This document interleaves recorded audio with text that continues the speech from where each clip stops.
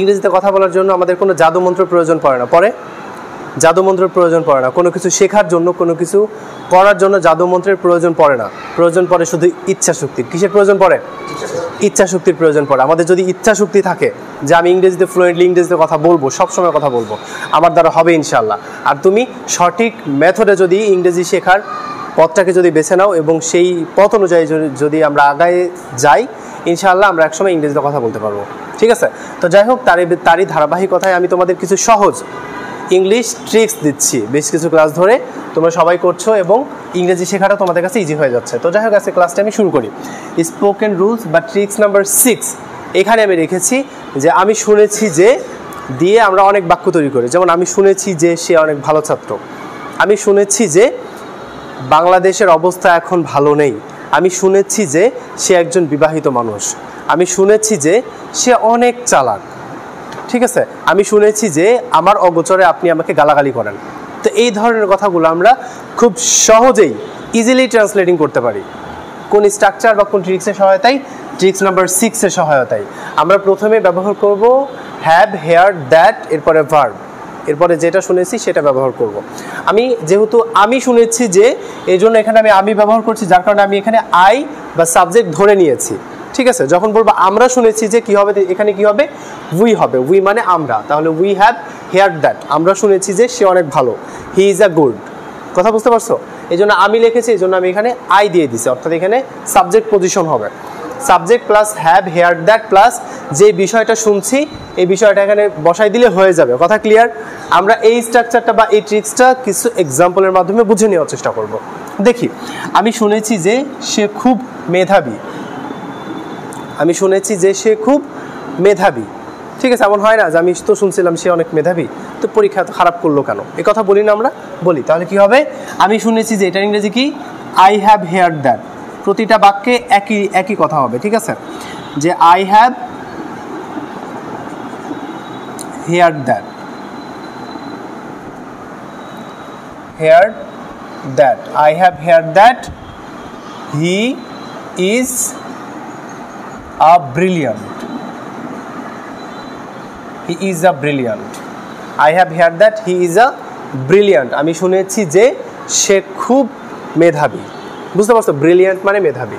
আচ্ছা, এবার যদি বলা হয় যে আমরা শুনেছি যে সে খুব মেধাবী, তাহলে কি হবে? আয়ের জায়গা কি হবে? উই হবে। কি হবে? উই হবে। We have heard that he is a brilliant. আচ্ছা, তারপরে রয়েছে আমি শুনেছি যে তুমি একজন ভণ্ড, আমি শুনেছি যে তুমি একজন ভণ্ড। তুমি যতই উপর উপর ভালো কথা বলো, কিন্তু আমি শুনছি তুমি ভালো না। তাহলে কি হবে? I have heard that you are a hypocrite. hypocrite মানে কি বলতো? ভণ্ড। hypocrite মানে ভণ্ড। তাহলে I have heard that you are a hypocrite, আমি শুনেছি যে তুমি একজন ভণ্ড। বুঝতে পারছো? তাহলে আমি শুনেছি যে দিয়ে কত কথা আছে না? এই কথাগুলো আমরা এই স্ট্রাকচার বা এই ট্রিক্সের সহায়তায় কিন্তু অনুবাদ করে দিতে পারি বা ইংরেজিতে রূপান্তর করতে পারি। পারি না? খুব সহজে পারবো ইনশাআল্লাহ। আচ্ছা, যদি বলি যে আমি শুনেছি যে তুমি একজন বিবাহিত, কি হবে? I have heard that you are a married person. বুঝতে পারছো কথা? আচ্ছা, এবার আমরা ট্রিক্স নাম্বার 7-এ চলে আসবো। দরকার নেই বোঝাতে। যেমন আমার ইংরেজি শেখার দরকার নেই, আমার তার সাথে কথা বলার দরকার নেই, আমার আরবি শেখার দরকার নেই, আমার বাড়ি যাওয়ার দরকার নেই, আমার বাজার করার দরকার নেই, আমার হাঁটার দরকার নেই, আমার দৌড়ানোর দরকার নেই। এই দরকার নেই দিয়ে কত কথা আছে না? আচ্ছা, অনেক কথা আছে না? বলো, কত কথাই আছে। তাহলে এই কথার কি শেষ আছে? শেষ নেই। ও কত কথা দরকার নেই, দরকার নেই, ওখানে যাওয়ার দরকার নেই, অনেক রোদ, সেখানে খেলতে যাওয়ার দরকার নেই, ওখানকার মানুষ অনেক গ্যাঞ্জাম করে খেলতে গেলেই। এই কথাগুলো আমরা বলি।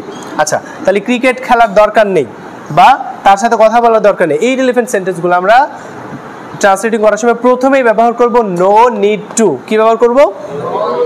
No need to. তারপরে যে ভার্বটা আসবে সেটা ব্যবহার করব। অবশ্যই ভার্বের V1 ফর্মটা আমরা এখানে ব্যবহার করব। তারপরে বাদ বাকি অংশ যেটা থাকবে সেটা দিয়ে দিব। যেমন মনে করো ক্রিকেট খেলার দরকার নেই, তাহলে কি হবে বলো তো? প্রথমেই বলো, নো নিড টু। খেলার ইংরেজি কি? প্লে। এই যে প্লে হচ্ছে ভার্ব, ভার্বের V1। তাহলে no need to play cricket. Cricket হচ্ছে অবজেক্ট, এই যে অবজেক্ট বা বাকি অংশ। No need to play cricket, মানে ক্রিকেট খেলার দরকার নেই। কথা বুঝতে পারছো আমার? আচ্ছা, তারপরে বাক্য দেখো, তার সাথে কথা বলার দরকার নেই। কি হবে? No need to. প্রথমেই শুরু হবে নো নিড টু দিয়ে, কোনো সাবজেক্ট টাবজেক্ট আগে আসবে না। নো নিড টু, কথা বলার ইংরেজি কি? Talk. No need to talk with him. যদি পুরুষ মানুষ হয় হিম, আর যদি মহিলা মানুষ হয় হবে হার। তাহলে no need to talk with him or her, মানে তার সাথে কথা বলার দরকার নেই। আচ্ছা, এবার তোমরা এটা বলো তো, তার বিয়ে করার দরকার নেই, এটার ইংরেজি কি হবে? No need to get married, অথবা নো নিড টু ম্যারেড, তাকে বিয়ে করার দরকার নেই। No need to married with him অথবা হার। ঠিক আছে? আচ্ছা, তাহলে সহজ ভাষায় কিন্তু আমরা এই ট্রিক্সের সহায়তায় হাজার হাজার বাক্য তৈরি করে ফেলতে পারছি এক নিমিষেই, তাই না? তাহলে এই ট্রিক্সগুলো আমাদের ইংরেজি শেখার অগ্রযাত্রাকে আরও সহজ করে দিবে বলে আমি মনে করি।